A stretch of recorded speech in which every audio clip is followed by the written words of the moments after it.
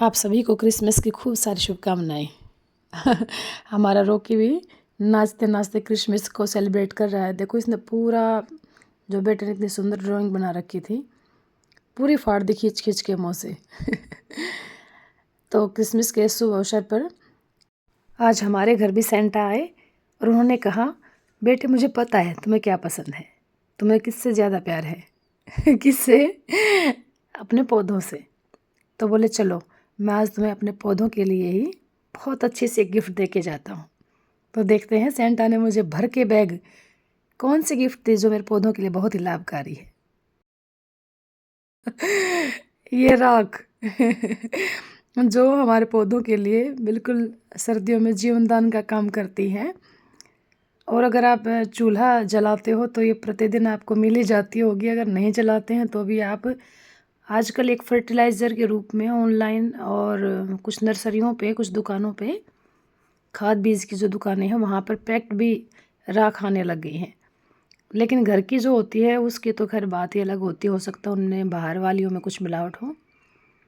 तो हम चूल्हा जलाते हैं, कुछ जो है वो उपले फूँक कर भी राख बनती है, कुछ पशुओं का खाना पकाते हैं उसमें। लेकिन हमारी जो है वो लकड़ियों की ही है, क्योंकि हम उसमें बाजरे की रोटियां बनाते हैं। तो ये जो राख है इसको हम वेस्ट समझ के कूड़े में न फेंकें। सर्दियों में पौधों के ऊपर इसका बहुत ही अच्छा प्रभाव पड़ता है। बेहद गुणकारी फर्टिलाइज़र के रूप में आप इसको पौधों में डाल सकते हैं। उसको डालने के कई तरीके हैं। जैसे मैं मुट्ठी भर भर के सीधे डाल रही हूँ, एक गमले में एक मुट्ठी भर के राख के डाल रही हूँ, फैला दिया इसको। और अगर आपने उसी टाइम खुदाई नलाई कर रखी है तो बढ़िया है, नहीं तो ऊपर से पानी डालेंगे तो भी ये पौधों की जड़ों तक पहुँच जाती हैं। तो एक गमले में एक मुट्ठी राख काफ़ी होती है। इसको आप पानी में घोल के भी स्प्रे कर सकते हैं, पानी में घोल के जड़ों में भी डाल सकते हैं और डायरेक्ट भी डाल सकते हैं। राख केवल एक फर्टिलाइज़र नहीं है बल्कि एक कीटनाशक का काम भी करती है। आपके पौधों के ऊपर किसी भी तरह का कोई कीड़ा लगा हुआ है, मीलीबग है, या कई बार पत्ते के दूसरी तरफ बिल्कुल छोटे छोटे पीले रंग के छोटे छोटे कीड़े लगे हुए होते हैं जो धीरे धीरे उनके पत्तों को ख़त्म कर देते हैं, या कई बार पत्ते मुड़ने लगते हैं, पौधा सूखने लगता है। तो कई तरह के कीट ऐसे होते हैं जो हमें नंगी आंखों से दिखाई नहीं देते।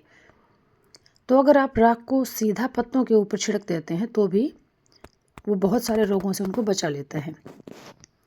तो ये मेरे बैंगन के पौधे थे, इनके ऊपर अभी कोई खैर बीमारी तो किसी तरह की नहीं थी, लेकिन इनको पोषण देने के लिए और बीमारी न हो उसके लिए मैंने सभी के ऊपर सीधे डायरेक्ट राख को छिड़क दिया। इससे जो है धीरे धीरे उसके साथ ये मेल्ट होती जाएगी और नीचे भी ज़मीन में चली जाएगी, और ऊपर पत्तों के ऊपर सीधी गिरने से किसी तरह का रोग जो है वो पौधे में नहीं आएगा।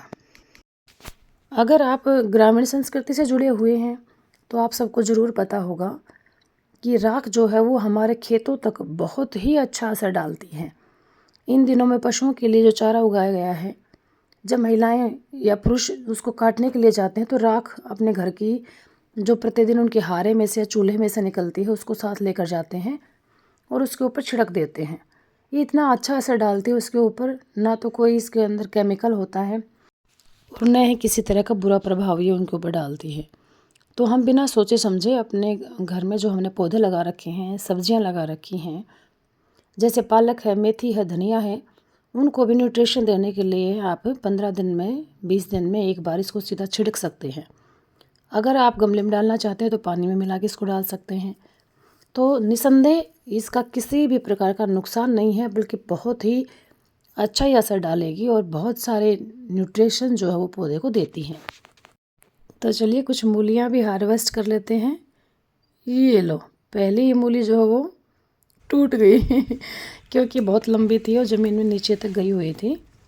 और मूली में, गोभी में, या कोई भी सब्ज़ी है जब वो तैयार होने लगती है तो उसमें बहुत ज़्यादा पानी नहीं डालना चाहिए, क्योंकि उसके फूलों पर और उसके आकार में, उसके पकने में फ़र्क पड़ता है। इसलिए मैं कई दिन में इसमें पानी डालती हूँ। इसलिए ज़मीन सूखी हुई थी, वो मूली टूट गई, लेकिन मैंने उसको निकाल लिया। और घर में लगाने का यही एक फ़ायदा है कि ताज़ा निकालो और ताज़ा खाओ, या ताज़ा तोड़ो और ताज़ा पकाओ। तो एक साथ निकालने का कोई औचित्य नहीं है, क्योंकि जितनी आवश्यकता है उतने धीरे धीरे निकालें और कई दिन तक हमारा काम चलता रहेगा। और ये सारे ही जो आपको ग्रीनरी दिखाई दे रही है, इसमें बथुआ, पालक, मेथी, कुछ सरसों भी हमने इसमें डाल रखी है। तो अगर सभी के थोड़े थोड़े पत्ते भी तोड़ें तो भी ये कितने पौष्टिक हरी सब्जी तैयार हो जाती है। अगर बाज़ार से ख़रीदी हुई हमने 10 दिन सब्जी बनाई और घर की हमने 1 या 2 दिन बनाई, तो उनका प्रभाव दोनों का बराबर पड़ेगा। क्योंकि एक तो अपने घर में उगाने की जो खुशी है वो कुछ अलग ही असर डालती है, और दूसरा ये भी है कि कोई भी पेस्टिसाइड हम इसमें नहीं डालते। भले ही थोड़ी मात्रा में हमें सब्जियां मिलती हैं, लेकिन बिल्कुल प्योर होती हैं। तो ये तो है कि पूरे साल की तो हाँ, यहाँ पे इतनी सी जगह में काम नहीं चलता। बाहर से सब्जियां भी लेनी पड़ती हैं, फल भी लेने पड़ते हैं, लेकिन जितना हो सके उतना हमें घर में लगानी चाहिए अपनी सब्जियां। कम से कम पत्तेदार सब्जियां जिनको हम गमले में भी लगा सकते हैं। अगर थोड़ी ज़मीन है तो कुछ सब्जियां तो हम लगा ही सकते हैं। तो चलो देखते हैं कैसी कैसी सब्जियां तैयार होती जा रही, क्या हाल चाल है इनके।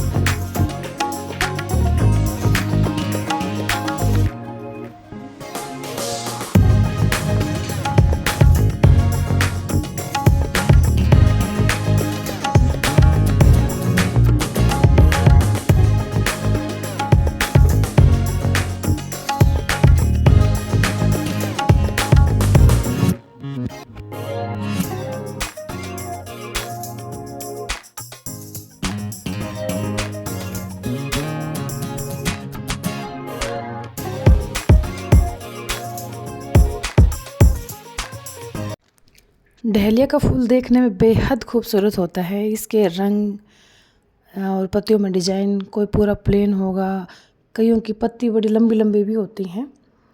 तो सबकी अलग एक अपनी सुंदरता है। और करीब 15-20 दिन से भी ज़्यादा इस फूल को खिले हुए हो गए, और अब इसके नीचे की जो पत्तियां हैं वो मुरझाने लग गई हैं। तो इस समय अगर हम इसको कुछ दिन और रहने देंगे तो ये सारा जो पोषण है ये फूल लेता रहेगा। और क्योंकि अब ये तो ख़त्म होने के कगार पे है, इसलिए इसको हटा देना ही ज़्यादा सही रहेगा। क्योंकि साथ में जो छोटी छोटी कलियां और बन रही हैं, जो डंठल छोटे छोटे आपको दिखाई दे रहे हैं, अगर हम इस फूल को नहीं तोड़ेंगे तो वो अपनी ग्रोथ नहीं कर पाएंगे। इसलिए इस समय अगर आपका फूल मुरझाने लगा है, नीचे की पत्तियां गलने लगी, ख़राब होने लग गई हैं, तो इस समय आपको इसे कैंची से काट देना चाहिए या तोड़ देना चाहिए। और सभी तरह के फूलों पर ही हमें ये काम करना चाहिए। गेंदे के हों, पिटूनिया का हो, या आपके पास सर्दियों में तो अनगिनत वैरायटी आपको मिलेंगी। कहने का मतलब ये है कि किसी भी तरह का पौधा हो, वो फूल जब आपको यूँ लगता है कि मुरझाने लग गया, तो उसको आपको वहाँ से हटा देना चाहिए, ताकि दूसरे जो नए फूल, जो नई कलियाँ बन रही हैं, वो पूरा पोषण ले सकें और अपनी ग्रोथ बढ़ा सकें।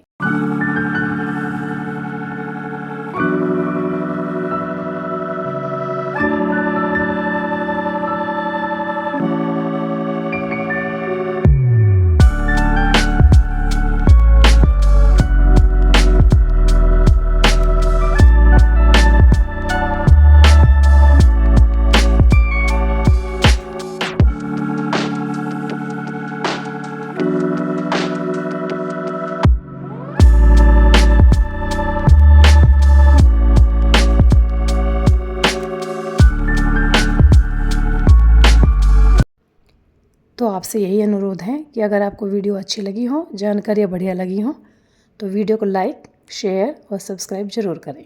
आपके सहयोग के बिना हम बिल्कुल भी आगे नहीं बढ़ सकते, चाहे कितनी ही मेहनत कर लें। इसलिए आपका सहयोग बनाए रखें, अपने मित्रों से भी सब्सक्राइब कराएं और आप भी हमारी वीडियो पूरी देखा करें। धन्यवाद।